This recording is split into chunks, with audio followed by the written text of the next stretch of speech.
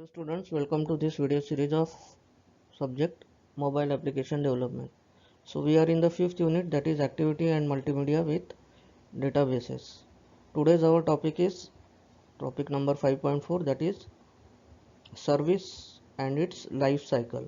So the course outcome of this topic is create Android application with database. So basically in this video we will study about what is service, what are different types of services, and the life cycle of a service. So what is service, types of services, and the service life cycle. Along with that we will also see the different callback methods used in the service life cycle.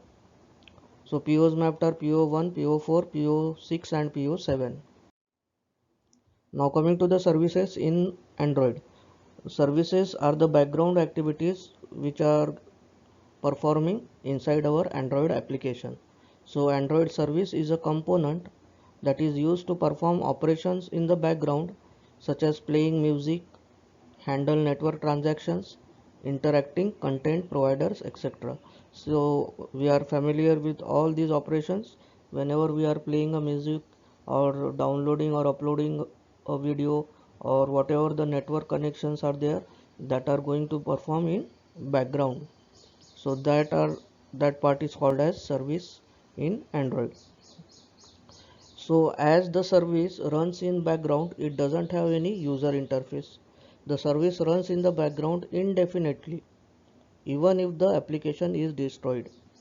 That means whenever we destroy a particular application, destroy means close the particular application, the service is still in the running stage. Moreover, service can be bounded by a component to perform interactivity and inter-process communication. So in the next slides we will see how this feature we will use. That is, a service can be bounded by an application. That means other activity can use our particular service to perform the interaction between the two applications. Similarly, there is a inter-process communication, that is thread mapping is performed in case of processes. The Android app.service is a subclass of context wrapper class. Here one point we have to note that Android service is not a thread or a separate process. Now you all are familiar with what is thread. It is the smallest unit of execution under the process. This you have studied in operating system. So services are not the individual threads that are running. So services basically consist of a bundle in which multiple services are running in background of any Android application or in case of Android operating system. So coming to the types of services, there are four main types of Android services. First is the bound service. So what is a bound service? It is a service that has some another or other component bound to it. That means some other activity or a component is binded to that service. Suppose we are performing certain operations such as uploading or downloading a particular file. So in case of uploading or downloading, first we have to go to that particular website or particular component page, then we press the download button. So that download button is placed in one component or activity, and the service which is going to be performed in the background, that is binded to it. That means it is binded by some other component or activity in an Android application. Whenever a component is binded to another component, that type of service we call it as bound service. Next is the intent service. It is used to handle individual autonomous calls. That means it is not binded to any other activity or a component inside our Android application. It is used to handle the individual autonomous calls. Now what do you mean by autonomous calls? Suppose we have made our network on. So the network on by pressing the button on the menu bar. So by making the network on, we are binding that network to all the applications in our Android operating system. So that type is called as a intent service. It is an autonomous call or autonomous service that runs individually. Next type is a started service. It is a service that is started by some other Android component and is running continuously in the background until some explicitly tells the service to stop. That means for this we have to consider of operation of media player. In case of media player, whenever we are playing some song or a video, so that particular type of service is called as a started service. Whenever we close the application, at that time only that started service will automatically get stopped. And last is the hybrid service. A hybrid service is a service that has characteristics of both started service and a bound service. So basically in Android application, in most of the Android application, we use these two main services, that are bound services and started services. So what is a bound service? It is binded to some other activity or a component inside our Android application. And what is a standard started service? Started service is a Android component which is running continuously in the background until it is being explicitly closed by the user.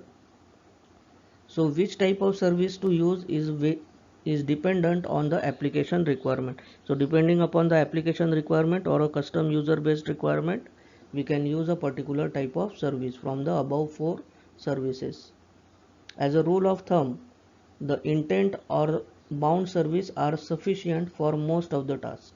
So we will use majorly the intent service and a bound service. Similarly, we can also use started service. So the preference should be given to mainly to the intent service and a bound service. Now coming to the life cycle of Android service. Now in case of a life cycle, there can be we are considering two forms of services, that is started and bound. What is a started service? It is started when a component calls a start service method. The started service is started when any component or activity calls a start service method. It runs in the background, all the services run in the background. It is stopped by the stop service. That means the started service is started by the start service method and stopped by stop service method. Next is the bound service. A bound service, whenever the other component calls the bind service, binding is done with the help of bind service method. The client can unbind the service by calling the unbind service method. So these two main forms we will study in the life cycle. The service cannot be stopped until all the clients unbind the service. So coming to the life cycle. So first we have taken as started service, and next one is the alongside is bound service. So first the call is made to the start service with the help of start service method. On calling the start service method, on create method is created or the on create method is executed. On create means we are creating a particular service instance of a service is created. On start command means whenever we want to initialize or load that particular service into our operating system, at that time we give a on start command. That means the service is being created and we are using this service with the help of on start service command. On calling the on start service command method, the service will get in the running state. So at that time the service is running, the service can be stopped by the stop service method. So on calling the stop service method, it will be, that is the object or the instance of that particular service will be deleted and the services will shut down. So this happens in case of start service. So now coming to the bounded service, the same visualization is provided. First we have to make a call to the bound service with the help of bind service method. So in case of bind service method is called, it will create a on create method. On creating the particular service, that is bound service, it will be binded to any other component or number of components. So clients are bound to the service. If more than one applications are using our service, that is binded service, we use the term as clients. So multiple applications are binded to our service. Now currently the binded service or the bound service is in running state. So in order to stop the binded service or the bound service, all the clients should unbind the service with the help of unbind method. If any one of the client or if any one of the application has not unbinded the service will keep on running in the background. So in case if all the clients have unbinded the service using unbind method, it will destroy the instance of that particular service and the service will be shut down. So in this way we can describe the life cycle of Android service, or typically we can say that the life cycle of a bound service and a started service. So for calling these different types of methods, we have callback methods. Callback method means whenever a particular method is called, what type of activity is going to be performed. So the different callback methods. Callback method means these are methods which are running in the background. That means in asynchronous mode. Asynchronous mode means all the services will be running in the background. Synchronous mode means the user interface, click event, on change event, mouse event, these are all synchronous methods. Asynchronous means the methods which are running in the background are called as asynchronous method. So in order to call that asynchronous method, we use callback methods. So different callback methods are given, that is on start command, on bind, unbind, on rebind, on create and on destroy. This we have explained in the life cycle. So the important MSBT related question with this topic are: explain the concept of service with service life cycle and list the different method of callback of a service class. So we have learned today about the service types of services, service life cycle and the different callback methods used in the service life cycle. So in the next video we will see about the